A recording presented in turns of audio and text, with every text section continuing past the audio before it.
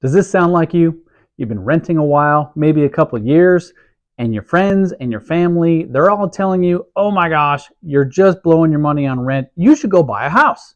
But you're not sure what to do. I totally understand. I was in your shoes once. I had no idea all the steps that were involved with buying a house, and it feels so overwhelming. Well, never fear. I'm Brian, a realtor in Indianapolis, and I'm going to lead you along your home buying adventure. Now, I want to throw a shout out to Keeping Current Matters for these graphics, not my doing.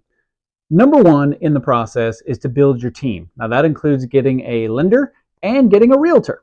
Sit down, have a conversation with them, figure out where you're at financially and what your goals are for getting into a house. Step number two is to check your score. That means your credit score. Now, there are several free services that can give you your credit score, but understand that credit score may not be what the lender uses when they check your credit.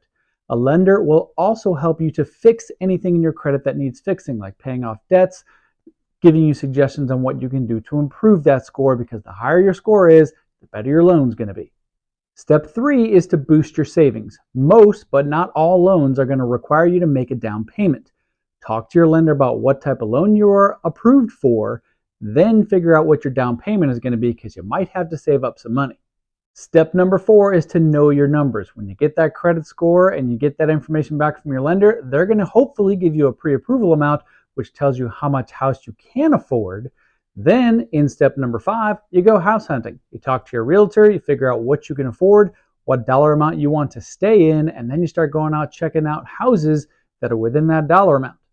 Step number six is to make an offer. You find a house that you like, you talk to your realtor, you put in your offer. You can only offer on one house at a time, by the way. Hopefully that offer gets accepted, and then you're in the process of actually purchasing the house. Step seven is to get an inspection and appraisal. Inspection is hugely important in most cases because you want to make sure that you know what could be wrong with that house and what needs to be fixed by you or the seller before you close. The appraisal is done through your lender. They will send out someone who will calculate the value of the house to see if your loan covers that or possibly less than what you actually offered. Step number 8 is the fun part. You get to closing day. Everything is official. You sign a whole bunch of documents. Boom, you are a homeowner. And step 9, you move into your new home. Let me help guide you along this adventure in Indianapolis. Drop the word ready into the comments and I'll reach out.